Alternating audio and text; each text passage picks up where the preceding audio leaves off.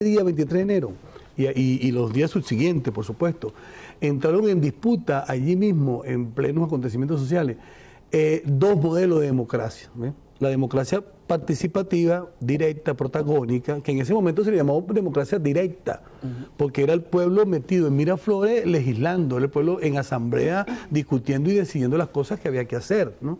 Para el nuevo país que se abría, pues, ¿no? Sí, porque todavía no había un presidente, no había un liderazgo. No había un vacío de poder. Y los militares sí le dieron formación al gobierno provisional que encabezaba Wolfgang Larrazábal. Entonces había como dos poderes, el gobierno provisional de Wolfgang Larrazábal, que era más que todo militar con presencia de la burguesía, Blas Lambert y Mendoza estaban allí, y el gobierno popular del pueblo, de la gente de los barrios, del poder popular, que estaba expresado en la Junta Patriótica. ¿Ve? Entonces habían dos expresiones de dos poderes, que representaba, uno, la democracia formal, representativa, burguesa, que ya tenía su propio plan en el Pacto de Nueva York, que se hizo el 20 de enero, o sea, 3 días antes del 23 de enero.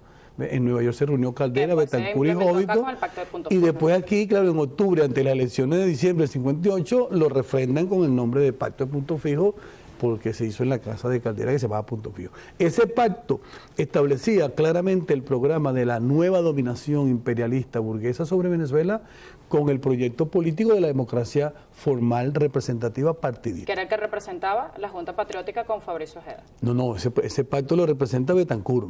¿Ve?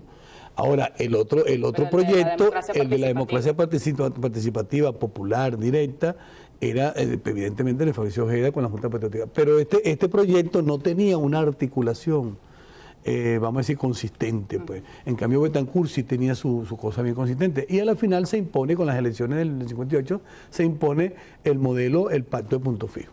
¿Cuánto tiempo después van a elecciones? ¿Cuánto tiempo después van a elecciones? En diciembre del 58 se hacen las elecciones, las gana, o sea, en 23 del 58, comenzando el año, es la insurrección que transcurren todos esos meses, y en diciembre del 58 se hacen las elecciones.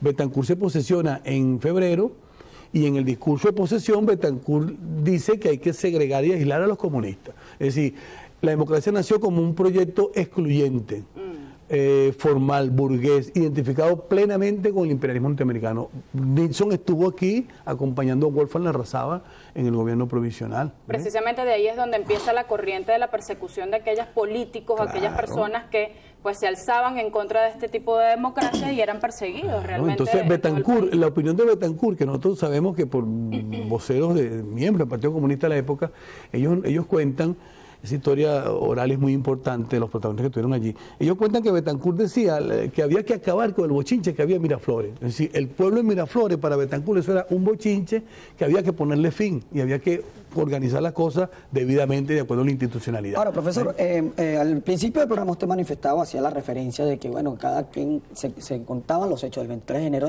dependiendo de los intereses, claro, con lo cual se estuvieran planteando esta historia. ¿Cómo diferenciar, por lo menos, la versión que en este momento estamos expresando en el colectivo con un verdadero espíritu de lo que significa el nacimiento de la democracia a una versión que tal vez quiera implementarse aunado a un interés político de un gobierno actual? Porque pareciera, claro, una historia muy parecida a lo que se maneja en el discurso oficial actualmente, a lo que al parecer se pasó en el año 1958 y todo está... Claro.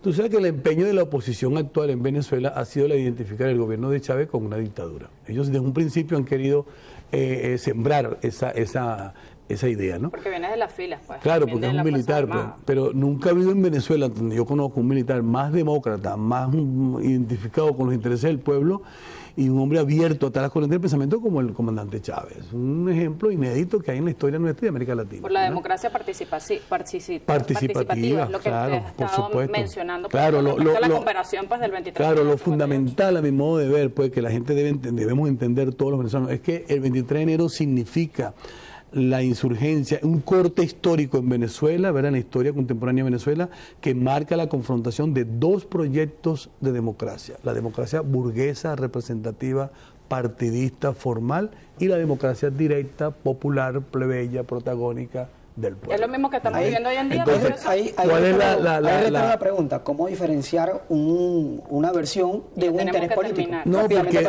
te lo diría de esta manera: el 23 de enero y los años siguientes, los 40 años de democracia significaron la derrota del proyecto de democracia directa del pueblo, ¿verdad? Ahora, el triunfo de Chávez significa la reivindicación de ese proyecto de democracia directa del pueblo, que es el que está hoy gobernando. El 23, pero no está consumado totalmente. Entonces, la oposición lo que quiere es retrotraernos.